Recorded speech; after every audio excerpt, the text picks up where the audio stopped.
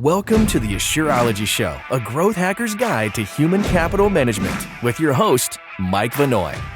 Each week, we bring you experts in human resources, employment law, accounting, benefits planning, and more to build productive organizations. You'll gain practical guidance for your business. You'll be alerted to the latest news and mega trends that impact small and mid-sized companies. We'll give you the hands-on information you need to stay compliant with ever-changing employment laws, the strategies you need to win the war for talent, and much more, so you can focus on what you do best, growing your business. Enjoy the show.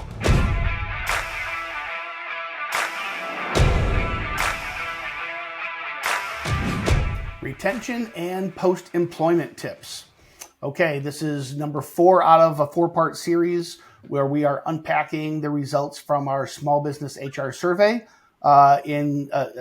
Spoiler alert, those companies who are the fastest growing companies in America have the best HR practices and lean forward into finding, developing, retaining talent. So I want to unpack the specific questions so you can have some clear takeaways today, helping me to unpack the topics. If you're a regular watcher of the show, you know Mary Simmons. Mary is our own Vice President of HR Consulting. She's a SHRM certified professional. And for the last 8 years, Mary has also been an adjunct professor at the New York Institute of Technology. Prior to Asure, Mary was the director of HR Consulting for a 58-year-old HR consulting firm in New York. Welcome, Mary. Thanks, Mike. Okay, so if you missed the first 3, here's what we did. We ran a survey where we asked questions, 5 questions, times 8 topics, from recruiting to hiring, onboarding, compliance, development, performance management, retention, and post-employment. So 5 HR best practices for each of those 8 areas.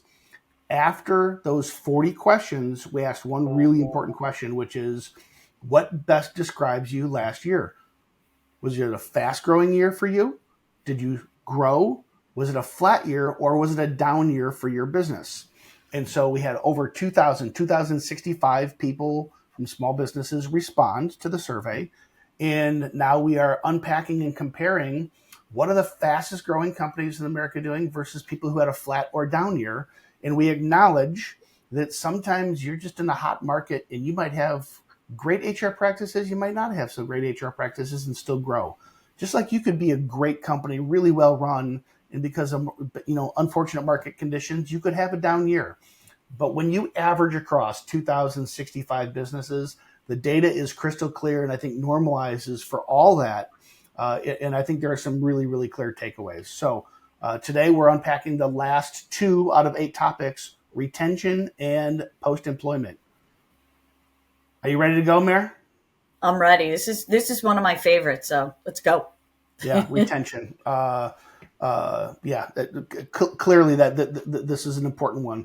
Maybe start with a quote. So Tony Hsieh, if you've ever followed him, read his book, I think Creating Happiness, I think is the name of it.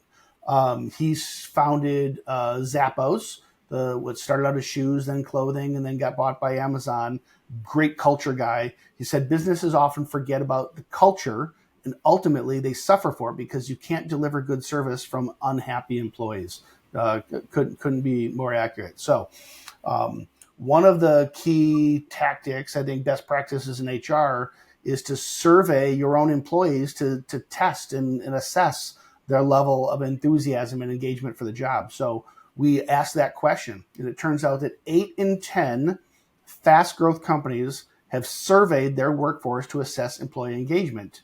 So 8 out of 10, 80%, but only 50% of non-growing companies that we surveyed reach out to their workforce for the same purpose. So we're talking a 30-point spread from the fastest growth companies to people who are flat or had a down year. What do you think the reasons behind that are, Mary?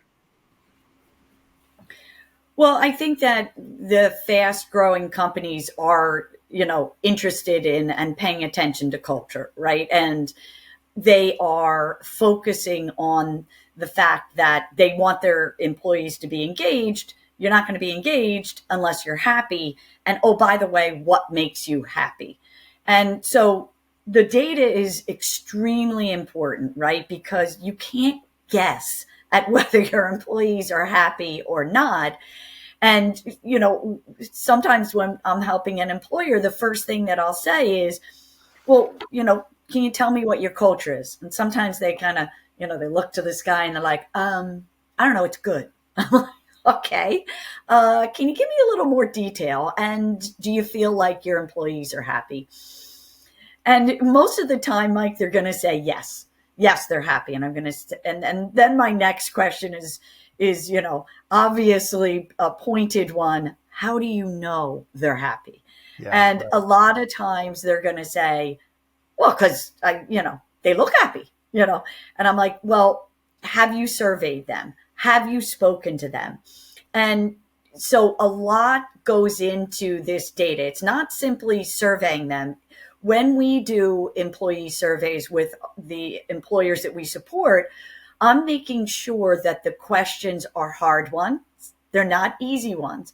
So some of the information as an employer that you receive from these surveys may not be good. You may think your employees are happy and find out that they're not. I'm here to tell you based Mary, on what's an all this example of data. what's an example of a hard question you would put into a survey for an employer? It's always going to come to salary. Are you happy with your salary? And, total comp goes into that, right? So you're going to say, what do you think about the benefits? How do you like your manager? Is your salary what you want it to be? And the reason, and thanks for asking that, Mike, the reason those are tough questions is you can't just ask these questions and then do nothing about it. So, I want everybody to understand the first step is taking the survey, giving the survey to your employees, but doing it with intention, right? Right. And asking those tough questions. And then what are you doing with the data? You have to be transparent and show your team these are the answers people gave us. And this is what we're going to do about some of these things. You can't probably, as an employer, right? Let's say that everybody, says 100% of them are like, no, I'm not happy with the salary, right? You probably can't move on that for everybody, right? Yeah, Maybe you can. Right. But the questions are important. What you do with the answers that you get is more important. Mary, this is one of those areas. So, like, if you've watched the last 3 parts of this series here, I keep coming back to this concept of chicken or egg. Like, take a topic like job descriptions. Clearly, the fastest growing companies have written job descriptions. And I kind of think, just intuitively, I feel like there's this chicken and the egg. Obviously, if you have a job description, you can set expectation with the employee for what their duties are, hold them accountable to it. There's no surprises at performance reviews. There's a lot of good stuff that comes from it. But I also think there's a lot of good. It's almost like even if you do a job description and do it poorly, the fact that you did it indicates that you're thinking about it. So your brain's headed in the right direction. This is one of those areas that I'm with you. I don't know if that's true. If you do a survey and ask employees about their level of engagement, their level of satisfaction, what do they like, what do they don't like, and you don't act on it, this could blow up on you and be worse than it's worse. Ever, right? Yeah. Yes. So, why'd you ask me? Right? Yeah. So now, I thought you were just unaware of how you made me miserable. Now that I know that you know, right? Yeah, please do something about it. Yeah, right. So I think there's an awful lot of these things, whether it's job descriptions, job postings, stretch assignments, all kinds of concepts that we've been talking about for the last 3 weeks here. This one is different. The fastest growing companies do it. They survey their employees. They ask for level of engagement and level of satisfaction, but you must act on it when you have that information. Absolutely. Okay. Yep. Next one. 75% of fast growth companies provide career path coaching for employees. Only 44% of down year companies provide career path coaching. So maybe first help everybody understand what is career path coaching. That might I kind of I suspect for the people that down here or people who are not doing it, they don't even necessarily. They're at a small firm, and what the hell is career path coaching? There's 7 of us. What does that even mean? Right, exactly. And listen, it's important for a small employer and a big employer. Career pathing is showing employees, and when I help employers with it, we create a schematic that shows here's the entry level position. From that position, you can there's usually different paths you can take, right?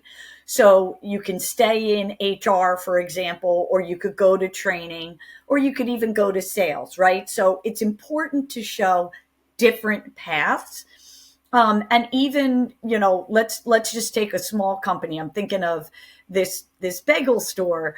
It's actually 2 bagel stores here on New York that I supported. And I created this for him because his retention was so high. And I said, why are they leaving? Do you know why they're leaving? And he said, a lot of them honestly just get bored. And I'm like, well, tell me about the way your bagel store is set up, right? And even though he's small, Mike, he only has 10 employees about in each location, and he has part-timers too, right? It was important for him to define, right? You go from cashier to team lead where you train the cashiers, and it might only be one cashier you're training, but it's still movement, and it doesn't always have to have money, right? There can be lateral moves, right? To the manager of the store, right? Or to a baker, which you would need some, additional training, etc. Yeah. But even that little bit kind of, made his interviews a little bit smoother, right? Because you want to be transparent, as soon as you bring people in. Right. But it also made the people that were there like, well, I have a purpose. Well, there's other things that I can do here. It's important. It's really important. So that's career pathing. Yeah, and this is one of the topics that I mean, if you read the Gallup polls or any number of sources, especially employees just entering the workforce, that growth and development, this is something that they crave, that they want, and of course everyone wants more money, but the people just entering the workforce, they want life experiences and they want development, right? And they will 100%. forego money, at least to a certain extent, in exchange for, this is going to catapult me to where I want to be 5 years from now or 10 years from now, right? Yeah. I mean, I'll just give you a quick example. I was interviewing somebody yesterday who worked at a best in class, I won't use the name, but best in class healthcare organization. I mean, world renowned. Yeah. And I saw the resume and I was like, great skills, would love them on my team. Why are they leaving this mega firm? Yeah. And do you know what she said, Mike? I didn't know where I was going there. And I said, oh, I have career pathing. Let me share on my screen, the schematic of the career pathing that I have on my team. And oh, by the way, it has you possibly going outside of the team, right? Because my intent is to keep the employees in our organization. And that's the way we, instruct our employers, right? You want them to stay in your organization, even if they don't stay in the same department. And the smile, and she honestly said, I was looking for X dollars, but I'll take less because I love what you just said about career pathing. That's exactly what I want. Wow. I also think there's a missed opportunity. So sometimes, so let's say you are forward leaning and you've got here's my entry level position. I've got a trainee, then a level 1, then a level 2, then a level 3, and then I can move to this job. And you have all this wonderful padding, stratification in learning and development and promotions, and I love micro promotions, right? So yes. You're getting promoted every 6 months, and it doesn't always have to be pay, but it's a new accomplishment, it's a new certification. Even if you don't have that stuff in place yet, at least to talk about the path and trajectory of your business. So Right. you know what? I'm a small business. There's 4 of us here.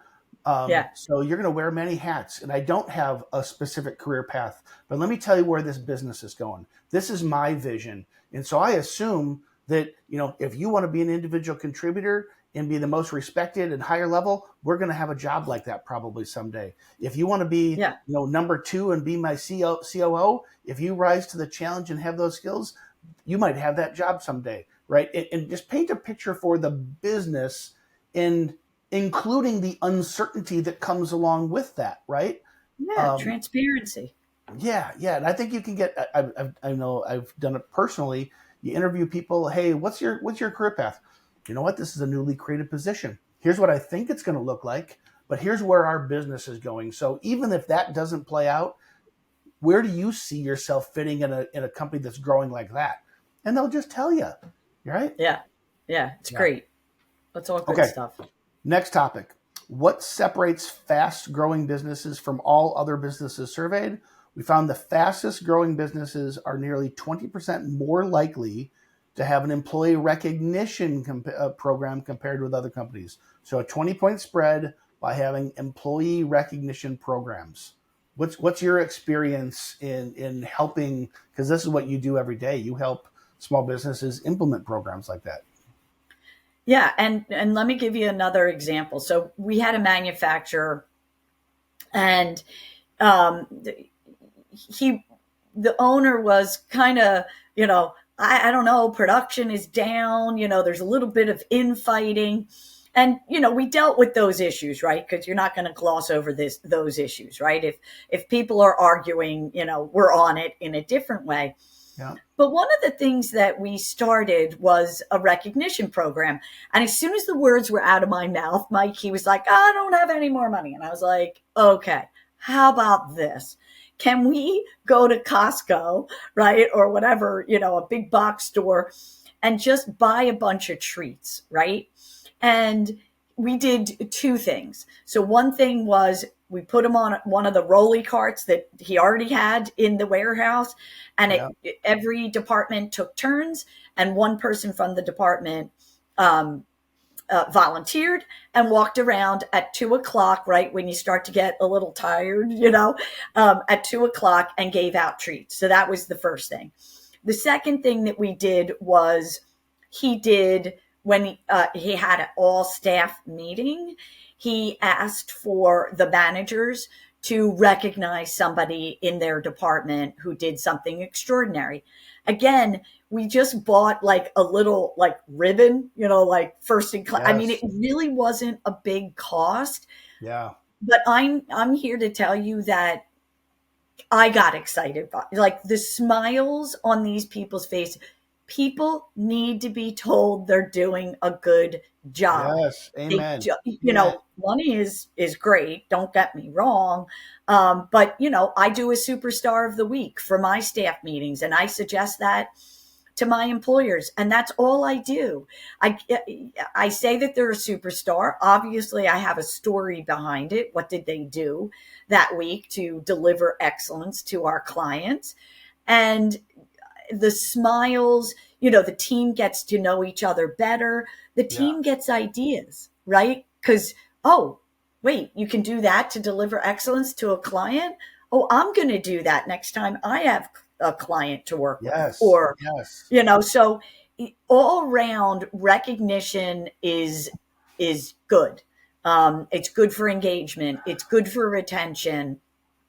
It's just helps the company be more successful and reach their goals, and it doesn't have to cost a lot of money, Mike. Amen. I'm so glad you started there, because it doesn't have to cost a dime, or Yeah. maybe a few bucks. I mean, I remember Yeah. similar stories. Like I think people think like the employee of the month plaque is like some worn out thing that won't add value. Well, do employee of the month or employee of the week, but don't call it employee of the week. Like you said, it's my superstar of the week, right? Yeah. So you're getting recognition, best practice sharing all at the same time. I remember leading a large sales organization at one time, and we rolled out some new trainings, these concepts, and we bought these crushed purple velvet hats, like a king or a queen would wear, and whoever had the best, like I'll say it, the best letter that demonstrated that they understood the concepts of the training that we did, they were the king or queen of that topic for the month. And so every month there was a queen or a king, and the crushed velvet hat sat on top of the shelf in their cube. Right? It was fun. It was cheesy. It cost like next to nothing, but it was recognition and it was training, because now everybody else, okay, that's what they did. I'm going to go ask them how they did it. So the feedback isn't just supervisor to employee, it's peers. How did you do that? How can I do that? Maybe I love it. Let's share some ideas, right? So employee recognition is not the cheesy wood plaque with the bronze. Right? I mean, that's not what you can do that, but there's lots of ways to make this live. Okay. Agreed. Anything else on employee recognition, Mary? Just do it. Just please do it. Yeah. Just do it. All right, next one. And this is one that I really wonder, do people even know what it is? But I think the spread says enough, right? So it's a 34% spread between your growth companies and people with the down years. So it's a big spread. 64% of fast growth companies say they conduct stay interviews. 30% of down year companies.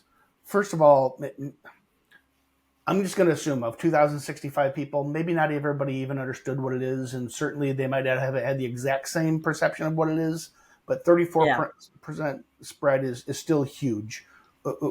What's maybe more of a textbook definition of what a stay interview is? So this is having an intentional conversation with an employee to understand, again, what do they like about the organization?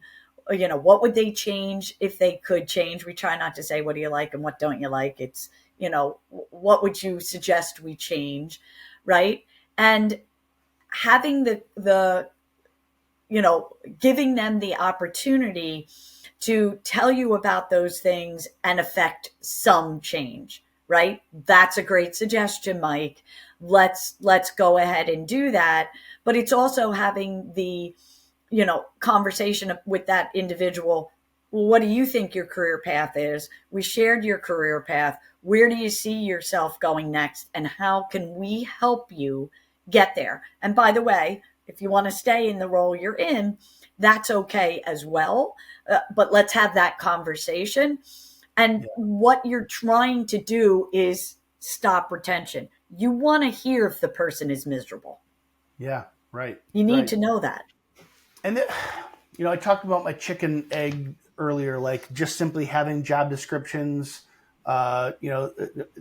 demonstrates that even if your job descriptions suck, the fact that you're thinking about how do I communicate with my employees about job expectations probably is a big part of success for the growth companies. This is, and then how employee satisfaction and engagement surveys are kind of the opposite. You have to act on those. I almost feel like this is a little bit in between, right? It's like an employee maybe you've got a high performer. They've been in the job for quite a while, and maybe they've plateaued because maybe the plateau is legitimate. Maybe there is a ceiling for them. Or they love what they're doing. And I think there's just tremendous. So I'm not saying you don't have to act on the feedback. You need to act to the best of your ability. But if the feedback is, hey, I'm not thrilled, I feel kind of plateaued, and maybe that's true. Maybe they are plateaued. There's tremendous value in simply asking, hey, Mary, I think you're amazing. I would never, ever want to lose you. Tell me what's going through your head. What motivates you to stay? What motivates you to do better? What are the obstacles? And if you ever did decide to leave, God forbid, what would be the reasons why? And so I can do my very best to retain you because you're amazing, right? Simply asking. It shows that you, yes, just asking. But, again, I want everybody to pay attention to what we're saying, because you can't just do these things and expect them to cause change. It's how you do them. Are you intentional? What do you do with the data? How do you wrap up that stay interview? What questions are you asking on the stay interview? So just remember that, like you say, the chicken and the egg. Well, I'm an HR geek, right? So I'm gonna go with these HR practices help companies be more successful, Yeah. right? Because that's my vantage point. But how you do all of the things we're talking about is very important. Just doing it is not going to evoke change. It's how you do it, what you do with the data you collect. And I think, to be honest, why I probably keep going back to that same theme of chicken egg. Clearly, a good job description, a good interview process, good competency development, good retention programs and employee recognition. Obviously, good of all those things is better than bad of those things. Yeah. I just don't want anybody to think. I don't want perfection to be the enemy of good here. If you Yes. don't have an employee recognition program, gosh, I mean, we'd love to help you, and Mary's team would be great at it. But if that's not going to happen, don't think you have to hire a professional. Go do something tomorrow, right? And get your crushed velvet hats and start recognizing people as the king or queen of whatever, or start naming your superstar of the week. So I think that's really all my intent. I don't want to suggest that you shouldn't strive to be great at these things. You should. Yes, and absolutely. If you can't, we'll help you. But I think as much as equally important is, if you're not doing these things, start. Yes. And there's value in just that. Yeah. Last one here on retention. Fast-growing businesses are 20% more likely to conduct company-wide meetings to communicate changes and recognize high performers as compared to non-growing businesses. That one sounds probably kind of obvious, but what are your thoughts on these public company-wide meetings to communicate changes and perform recognition? Yeah. So everything that we've been talking about on this survey, the HR pieces are all, interlinked, right? So, communicating changes and helping your employees, small business, right? We're going to start selling, I don't know, honey bagels, communicating to the team is very important, right? Because when we talked about interviews, we said, why should they want to work for your organization? Make them feel like they understand and you are in it together to reach the business goals, right? And it could be as simple as having a new bagel, right? That you're selling. That communication is the key to growth, and it's, I'm going to say, the key to a lot of the HR functions that we're talking about. You never want the employees to go, well, I didn't know we did that, or I didn't know, we had a benefit like that. There's no such thing when it comes to HR of over communicating. And before we leave retention, remember, doing all of these things, retaining staff, saves organizations money. Time is money, right? Because you've trained the person. Yeah. But when somebody leaves, it costs an organization 2.5 times their salary. So retaining employees helps productivity. It helps your culture, because when people start leaving, other people start leaving. It's kind of like a herd mentality a lot of times. Like, wait, why are they leaving? Maybe I should leave also. They survived. I'll survive. It's a social contagion that happens, right? Yes. Yes. So we need to, put a stopgap that, and be intentional, be proactive, not reactive, like, oh, they're all leaving, and putting your hands up like this. That's not going to work. It's too late, Mike. You need to put all of these things in place on a consistent basis. Don't go, oh, I had high retention, I'm going to start doing stay interviews, or I'm going to do a survey or have a town hall. These should be things that you are doing all the time. Yeah. Um, I'm glad you went. Consistent. I'm glad you went to the recap because I'm looking at my notes here of the 8 categories: recruiting, hiring, onboarding, compliance, development, performance management, retention, and post employment. Compliance is something you just have to do; it's not an option, right? So maybe that's the most important. But from a Yeah. productivity, how to grow your business, I think retention is the most important one because even if you're not great at some of the other ones, so obviously recruiting great talent and hiring and onboarding great talent is super important. But if you don't retain them, what good is it, right? And even if you Yeah. aren't great at recruiting the best, if you're great at retaining the best, it might take you longer to develop a great team. But that's how you get a great team is by retaining your best, right? Yeah. So, man, employee recognition, engagement surveys, asking them, private recognition and career pathing, public recognition and communication. You can't hardly do enough in the area of retention. I just think it's probably the most important thing that you can do. Anything you'd want to close Agreed. on for retention? No, I mean, just remember 2.5 times your employee salary. That'll drive behavior, I hope, Yeah, no doubt. to No do doubt. some of these things. No doubt. Okay. Post employment. This is an area that I think might surprise some folks. It's like, okay, they're gone. Either I fired them and I don't want to talk to them again, or they left on their own, and screw you. Either you're with me or against me. How could my post employment practices possibly impact my growth? So I think this might be an interesting conversation. Yeah. Um, so we asked, have you developed a succession plan to anticipate turnover? Fast growing companies are 31% more likely to have a succession plan to anticipate turnover as compared to businesses who suffered a down year. 31%, that's a big spread. Now, we maybe not this might be broaching the post employment, but it is Yeah. anticipating that there will be post employment. For whatever reason, people are going to leave.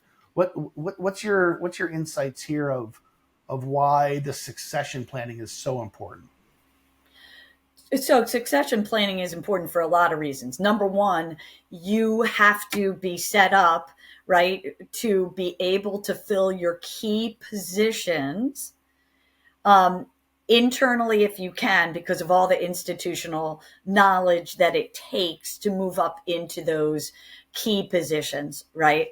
Yeah, You might be able to bring them from the outside, but it's probably a lot easier for the organization. Again, institutional knowledge is hard to replace with internal people. It also will help you keep key employees, right? Because you're going to be honest and you're going to say, Scott, when Mike leaves, the succession plan is for you to move into his position. Let's talk about the training, the knowledge, any certifications that you need, and let's get those in place so that when the day comes that Mike leaves, moves to another position, whatever it is, that you're ready, that the possibility, right? You don't make promises of you right. moving into that position is real. So number one, Scott's going to be excited because we created a career path, but it's much more intentional. Career path is just that. There's a few different paths the person can take. Succession planning is here's my key positions. Who is slotted that can take those positions? Where's the skill gap, competency gap? Let's get those done. Yeah, You don't want to be caught by surprise. yeah, and there's That would be obvious bad for business, there's an obvious tie back to the retention topic, right around career of pathing. course. Um, uh, but beyond just a path, the actual succession plan it leaves you at the ready. Um, Interesting on that topic. So it's a 31% spread between the fast growing companies and people who had a down year. It's more than half. It's 53% of the people who had the down year don't have the succession plan. So um, lots of reasons for having down year, but not being able to anticipate what's coming around the corner clearly is a big part of that. All right, next Right. one. Fast growing companies, they're 20% more likely to provide exiting Fast-growing companies are 20% more likely to provide exiting employees with a termination letter as compared to businesses that had a down year. This one seems crazy. Why is it that something as simple as a termination letter could have, what is the correlation to have a 20% spread on high performing versus low performing companies? Well, first of all of your employees, whether they're working with you now or they're no longer working with you, you want them to be good ambassadors of your business. So that's the first thing, right? Somebody might be leaving because of family reasons. They might be leaving because they're moving, and or you could be terminating them, right? So I'm going to say marketing because that's who you are, right? So you want them to be good ambassadors of the organization. You want to be professional until the very last minute. So they remain good ambassadors for the organization. Yeah, I left there. Yeah, I got terminated, but it's, they're pretty good people if that's possible to happen. And I believe it is. Now, if I put my compliance hat on, that's the other reason that a termination letter is very important. Number one, there's quite a few states that mandate a termination letter, whether the person resigns or you terminate them. The Californias, the New Yorks, the Colorado, very important that compliance wise, you give a termination letter and it meets the requirements of those states. But when we do that, Mike, for other employees, it's very important as well on the compliance side, right? Are they getting COBRA? What's happening to their 401k if they had it? How will they find out about COBRA? When is their last paycheck? And I would propose, because the mandated states mandate that you say you can apply for unemployment. We don't decide who gets unemployment, Mike. You and I, as employers, we don't decide.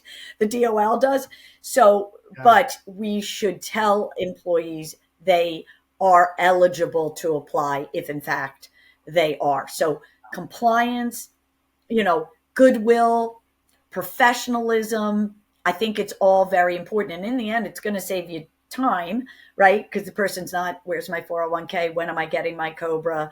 And bothering your HR department or your managers for that information. Man, I think you nailed it on the head for both those topics. And you're right. I'm a marketing guy, so I think brand, right? And when you think of an employee leaving, whether it's you terminating them or it's a voluntary turnover, frequently it's not because they loved you so much or you love them so much. And so it's maybe you're not creating an ambassador, but you might be tamping down an otherwise disgruntled person, right? And so if you can just be as factual and clear and respectful as possible, maybe they don't trash you in social media. Maybe they don't tell their friends what a horrible boss you are or employer you are, no matter how upset they really were, right? But if they are leaving because they're not happy and they feel equally disrespected on the way out, it's just far more likely that they're gonna be a negative ambassador, right? So, Definitely. And then I think about small businesses. Big companies can absorb legal costs, right? And you might be completely compliant and have done nothing wrong and terminate an employee by the letter of the law. And so it's not like the law. I take that back. You said some states do require termination letters. Let's say you're in a state that doesn't. It's still a best practice. What if that employee sues you? You didn't do anything wrong. You win, but it costs you $50,000 in legal fees, right? And you can hit $50,000 in legal fees like that. Well, if you're a small business and you have $1 million in revenue and 10% profit margin, that's $100,000 profit. Half of it just went to legal fees. That might have been the $50,000 that was going to hire a new sales rep, or was going to fund your marketing, or is going to improve your customer service, that was going to help you grow. And maybe that's the reason you don't grow, because you're siphoning too much cash to defend things unnecessarily that's good documentation and best practices could have avoided. Absolutely. All right, the last one. I think this is everybody's got to do this, but it's it's another 20% spread between the fast growth businesses and people with a down year. So shrunk, 20% difference whether they do or don't conduct exit interviews. So help everybody understand what is an exit interview and why is that data so important. So it goes back to what we talked about for the survey. Why are people happy? If you don't know why people are leaving, Mike, you can't fix it. Right? So I've suggested exit interviews. It's something that we do extensively with our clients. There's two different ways that you can do it. And remember, there's a right way and a wrong way to do this. So just doing it, Mike, why are you leaving? That's not going to help too much, right? Yeah. You want to really dig in and ask some very intentional questions. So we create a customized exit interview depending on the employer. And you can do that either through just sending them the exit interview and letting them do it online. Maybe they'll be a little bit more honest if they're not doing it with Right. the HR person who maybe they kind of like, or they're embarrassed to say some of the things that they really want to be honest about. So maybe the link is better. Yeah. We find this is one of the reasons that outsourced HR is so powerful. They'll tell me everything, right? Because they don't care. I'm outsourced. They're not going to hurt my feelings, right? And they are brutally honest. And I dig in. I really dig in, and my team digs in to say, well, what do you mean you didn't like the manager? What does that mean? Give me examples, etc. Because my intent is to fix why the person is leaving. I can't always do that, Mike, right? They may be leaving, like I said before, family reasons. Right. But we do both. We have them fill it all out online so that I can use my software to correlate a report for the employer that says 20% of people are leaving for money, 20% are leaving bad management, 20% are leaving because of your benefits. Okay, employer, what are we going to do to fix these reasons? No longer Very intentional. Yeah. And use the data to fix the turnover. Again, some of it you can't fix, right? People moving, but actually, as I say that, can you have some remote employees? And what does that look like? So could you keep a key employee and let them be remote? Depending on the business, you may or may not be able to do that. So having an exit, I've saved people. I've had people remain at an organization by doing an exit interview and listening to them and saying, the manager did what? And we had already known there was problems with the manager. We said, would you stay if you reported to somebody else? Absolutely. And again, you could have stopped that if you had a stay interview with that employee. And you know what? It's all tied together. Thinking about the chicken versus the egg, I don't think there's a big chicken impact here. The simply doing it isn't going to matter because these people aren't with your organization anymore. But how you act, and if you act in the right way and fast enough, you could actually prevent the exit in that case, or at least turn what is otherwise anecdotal. Oh yeah, they were just bad apples anyway. They were gossipy. They were this. They were that. Oh no, well maybe those things are true, but they also said this, this, this, and this. And here now you have quantifiable information, not anecdotal story to say, okay, whether I like this person or not, this is what the data is telling us of why people are leaving us. And maybe it's something you can't act on. And it's like, okay, well, at least now I know. But more than likely, there's going to be things that are actionable. Especially when you see patterns, which most likely you'll see patterns. That's exactly That's right. What I find with the employers that we help. They see patterns, right? It's not, 10 people leaving for 10 different reasons. There's usually a pattern. All right, so I have to say, of all of the shows that Mary and I do, in my other guests, this has probably been my favorite series. 4 shows unpacking. It's the recruiting to hiring, onboarding, compliance, development, performance management, retention, and post-employment. All really important stuff. We talk payroll and HR and tax type topics every single week. But the fact that this one correlates to growth and helping small businesses grow and have actionable insight for companies who are flat or not growing, things that they can implement right away. So I'm thrilled to present the benchmark survey in the corresponding ebook and publish all those results for everybody. And really excited, and thanks to Mary for helping me to unpack these topics on this 4-part webinar series. Until next week, everyone, look forward to talking to you about another topic. But in the meantime, download the ebook, listen to the 4-part series, and lots of actions that all of us can take to grow our businesses. Thanks so much. At Asure, we build human capital management software and services that help 90,000 companies like yours attract, develop, and retain great people. Our low upfront cost and affordable subscription model allow you to save cash to invest in things that drive growth, not overhead. To learn more about how Asure can help you claim up to $26,000 per employee with the Employee Retention Tax Credit, automate your payroll, and build productive teams that are compliant with ever-changing HR laws, visit AsureSoftware.com.